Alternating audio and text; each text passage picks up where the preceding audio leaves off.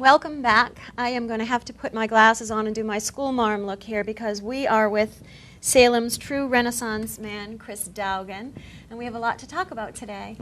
Okay. Before we talk about anything, though, I feel that I just have to tell you that you were absolutely instrumental in the work that we have been continuing to do, but we started 3 years ago on Artist Row.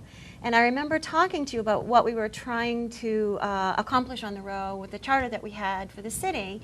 And we were a little frustrated at that moment because we had been told you can't get artists to play on the Row for free. And you didn't say a word. You just picked up your cell phone and you dialed it and said, "This is Dan. This is Kevin.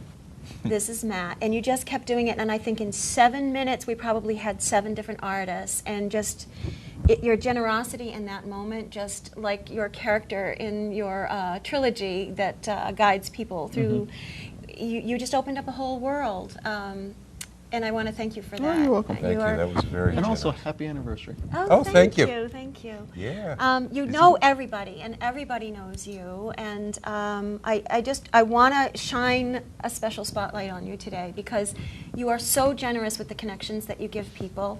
You're constantly just thinking about how to help people, do what they need to do to make it all happen here in Salem. If I lean back, I could probably get a halo. A little halo effect over here. And did I not say, if you don't know who I'm talking about, you will know him when you see him? Yes, Yeah. yes.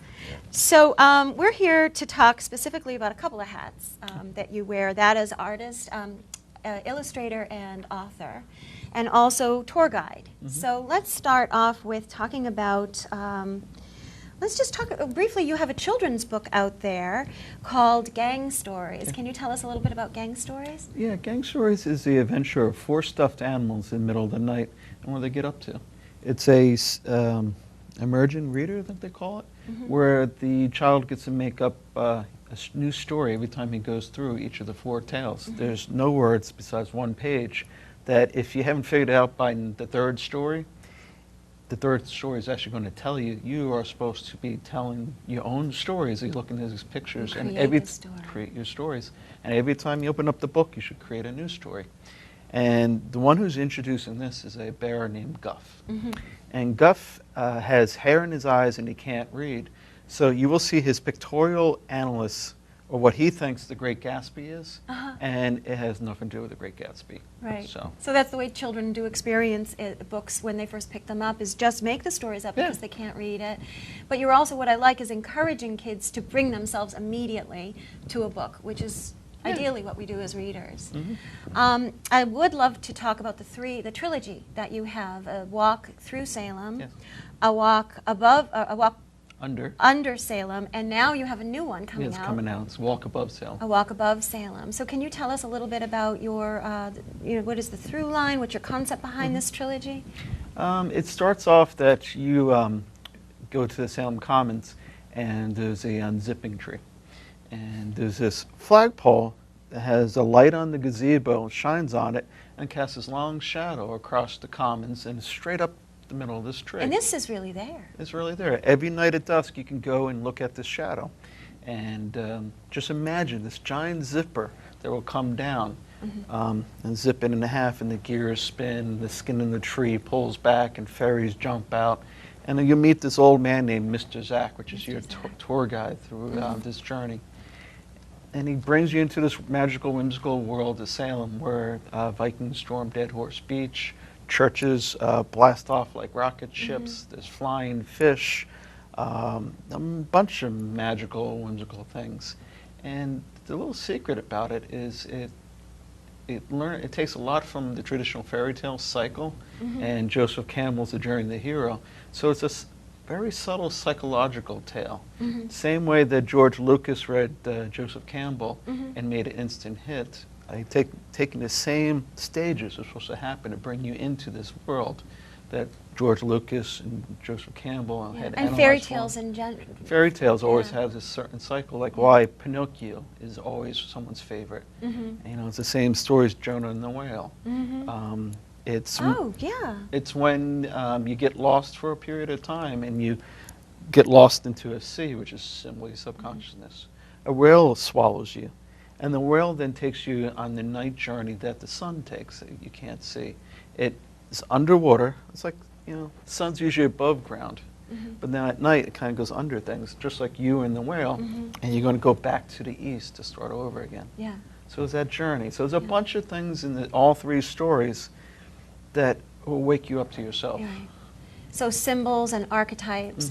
And then the thing that's wonderful is they're all happening in Salem. When you look through these pages, what I love about the book, if people aren't familiar with them, is there are all things in Salem that you don't necessarily notice on a day-to-day basis. But after looking at this book, you're like, oh, there's, again, the tree, there's that rooftop, there's that, you know, whatever, all of these little things that are pointed out in the story, but also familiar faces. Yes. A lot of the characters in the stories are just locals that I know, and I turn them into these characters. Some of them are historical, some are fairy tale oriented. But once you bring yourself into this world and then you walk around town, you're still in the world because you actually will see the characters walking past you. Yeah. It's kind of like that Wizard of Oz thing where, you know, you were there and you were there and you were there with the farmers, the farmhands. Yeah. And as you read the story, and there's also a walking tour that goes along with it, so you can go to the actual house that the illustration is taken from, open it up and look at how I transformed it.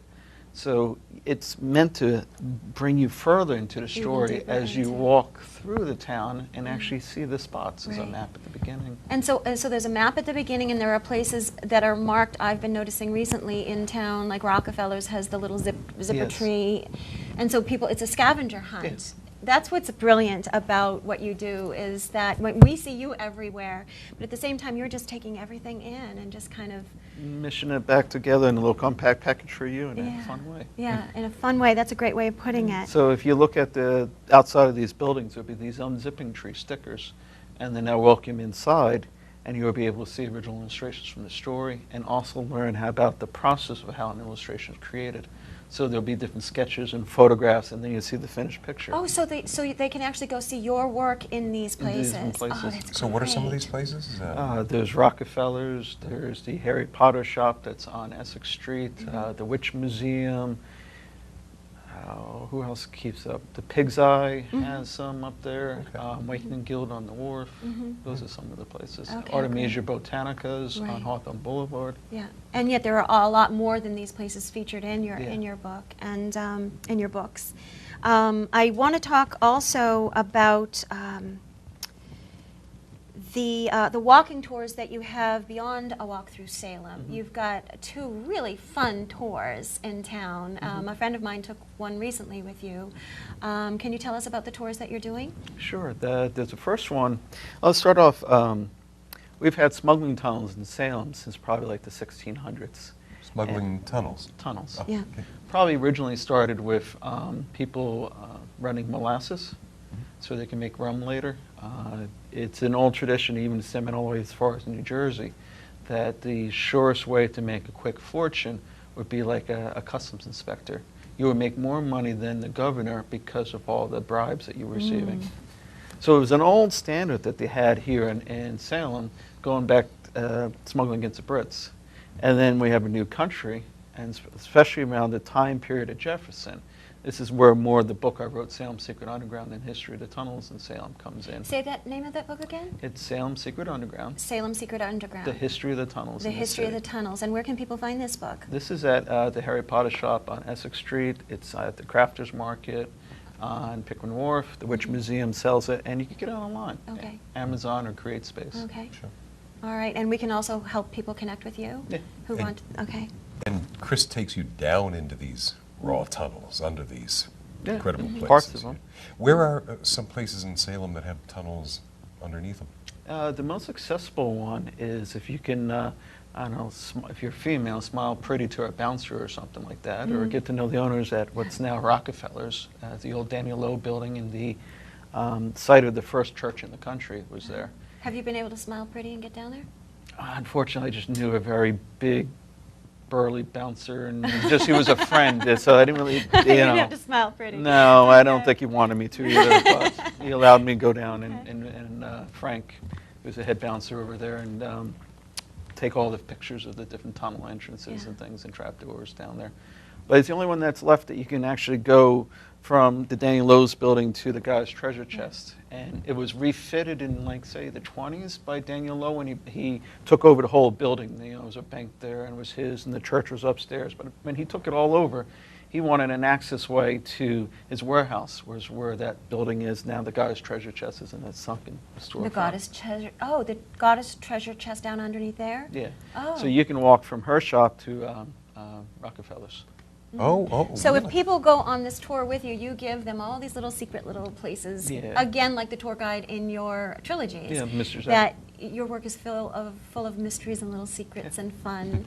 That's great. So can I ask you, how extensive, how far do these tunnels go from the wharf? Or originally, how far did they go? About 3 miles. About 3 miles. They will go from the Salem Ferry on Blaney Street. They will go out to March Street on Bridge Street Neck. And then the furthest they will go is on Boston Street, a house past AOH. Wow, this is serious smuggling. Yeah, it kind of found out that it would have been easier to find the houses that weren't connected than the ones that were. Oh. Okay, interesting. True or false? The great old names of Salem were all smuggling families. Yeah, I'll say William Parker, the father of the Parker Brothers Game Company. Sure. His tunnel was underneath his granite steps. He, with Benjamin Hawks, had bought the Hawks house next to the Derby house across from Pickering Wharf, Derby Wharf there. Sure. And in old pictures, it was twice the size, because originally Derby used this house. He had this grand house he was going to move into, and never did, because that's where he was keeping all his smuggled stuff when he was a privateer. Oh boy. So I have a feeling we're going to have to protect Chris after revealing these big dark secrets on Salem Gasworks. I am getting the signal that we have to start to wrap it up, but before we do that, I want to make sure that people also I want to invite you back, is what I want to do, because I know that one of the things that you've revisited recently is live painting, and it's not something new to you. You've been doing it since the early 90s with a band that you were doing? Yeah, the Bogus Quartet. The Bogus Quartet. And so who do you do it with now? The last one I did it was at the Salem Jazz and Soul Festival. I saw pictures of that. Well, you sold one of your paintings there. The last year I did, yes. Okay. It was huge. Yeah, so that's these 6 foot by 9 foot. Okay. And it's a mixture of Keystone Cops meets sword fighting and dancing and painting. Okay. So you just don't sit there and paint, you kind of just Move with it, Move which around is, and- yeah, we got to get the camera on you when you do that. Yeah. So let's have you come back to do that. And if that isn't interesting enough, he also plays exotic wind instruments, Yeah. and beautifully, I may add, a couple of nights. One night, and this is how I discovered about him. It's a foggy night. I'm walking my dog, and I hear this mysterious sounding music, and sounded beautiful. almost, to me, a little supernatural. I Yeah. thought, oh, a lot of great ghost stories start like this. Yeah. I go through the fog, and there's Chris on a bench Yeah. practicing. Yeah. So you never know. So I do tours of the old Essex Bank building, which is now has a gathering there. It's every Thursday, so 8 o'clock. Every Thursday at 8 o'clock at the gathering. At the gathering. It's Okay. meet inside. It's $15, and I'll tour the trap doors. It's the secret door in the wall, the 2 tunnel entrances, and also there originally was 6 separate buildings that they've made into one large basement. So you get to actually see parts of the original tunnel in between those old buildings in the basement. Wonderful. All the old vaults, Great. and it's haunted too, so it's fun. Okay. Fantastic. So we will make sure, anybody who wants to make sure, I mean, there's a lot of ways to find you. You're up and above and below and around all over Salem. Yeah. But we can also make sure that you're connected through Gasworks. We Yes. can invite folks to look at our archives, and we'll make sure that, and connect with us, so we can all just Tell me. connect the connector. Okay. Yeah. So alas, we've got to wrap it up, but we'll be back in a couple of weeks with episode 6. So folks, thanks for joining us tonight.